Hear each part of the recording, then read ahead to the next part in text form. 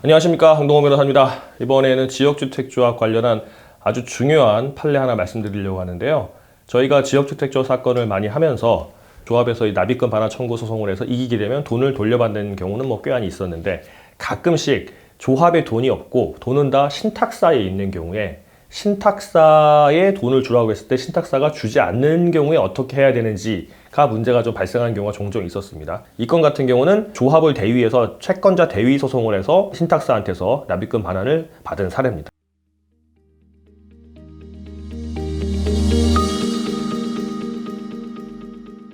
저희가 납입금 반환 청구 소송을 조합한테 해서 이겼을 때 조합이 돈을 안 줘서 신탁사에게 그 조합이 신탁사에게 받을 수 있는 환불금이라든가 아니면 기타 이제 자금 청구권을 우리가 압류 추심 명령을 받아서 신탁사에게 그 돈을 우리한테 바로 주세요라고 했을 때 신탁사가 거부하는 경우가 대부분이었거든요.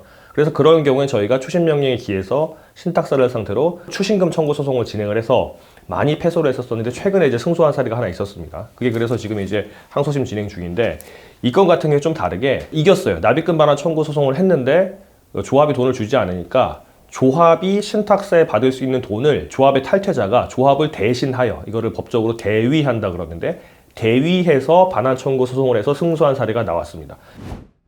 이거 지금 사실관계를 좀 말씀드리면 제가 지금 말씀드린 거 거의 유사해요. 김포에 있는 모 지역주택조합인데 이게 제대로 진행되지도 않고 조합도 설립이 안 돼서 이분이 납입금 반환 청구 소송을 해가지고 한 4천만 원 정도를 반환하라라는 판결을 받았다고 합니다. 그래서 조합한테 돈 주라고 하니까 조합은 돈이 없다라고 하고, 돈 어디 써요? 그러니까 신탁사에 돈이 있었다고 해요. 한 수십억 정도 돈이 있었다고 하는데, 신탁사에 그러면 돈 주세요 하니까 신탁사가 안 준다고 했답니다. 그래서 아까 제가 말씀드린 것처럼 그 조합이 신탁사에서 돈을 뺏을 수 있는 권리가 있을 거 아닙니까? 조합이 돈 쓸 일이 있을 때 이제 신탁사에서 돈 빼가지고 돈을 쓸 테니까, 신탁사는 이제 자금 사무 신탁 관리 신탁을 맡았으니까 그 돈을 빼줄 텐데, 그럼 조합이 신탁사에게 주라고 할 수 있는 그 채권을 가지고 추심 명령을 받은 거예요. 채권 압류 추심 명령을 받아서 주세요. 그러니까 우리가 추심권이 있으니까 우리한테 주세요라고 하니까 신탁사가 거부를 했습니다.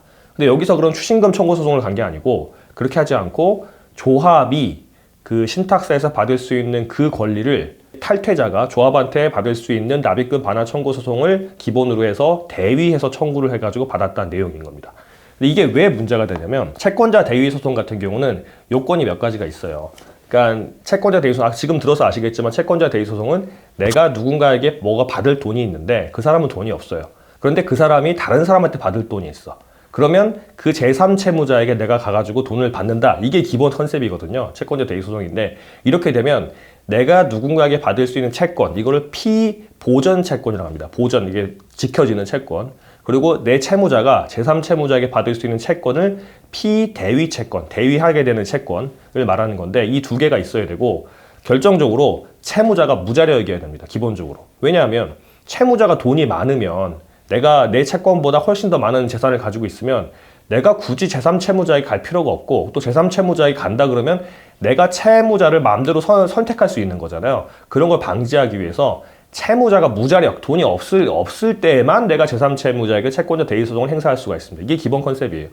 그런데 이 무자력을 입증하는 게 매우 어려워요. 내 채무자가 돈이 재산이 어디 있는지 내가 다 조사해야 되는데 그 쉽지가 않습니다. 그러니까 잘 되지가 않는데, 대법원 판례상 아주 극히 예외적으로 이 피보전 채권과 피대위 채권이 매우 밀접한 관계라고 한다면 굳이 이 채무자가 무자력이 아니라도 할 수 있다는 판례가 있는데, 여기서 그걸 유사하게 끌어다 썼습니다. 이 재판부에서도 어떻게 판단을 했냐면, 피보전 채권인 납입금 반환 채권과 피대위 채권인 조합의 신탁사에 대한 환불 채권은 아주 밀접하다. 왜냐하면 환불 사유가 발생했을 때 조합은 신탁사에게 이러이러한 환불 사유가 발생했으니까 돈 주세요라고 이제 출금 신청을 하고 신탁사 주게 돼 있거든요. 그 자금 사무 신탁에 보면은. 그러면은 내가 환불금을 조합한테 받을 수 있는 채권과 조합이 신탁사에서 돈 환불해 주려고 돈 받아온 채권은 그 돈이 그 돈이잖아요. 매우 유사하고 밀접돼 있으니까 채무자의 무자력이 필요가 없다. 그래서 피보전 채권과 피대위 채권이 있으면 바로 청구할 수 있다. 이렇게 판단을 한 겁니다.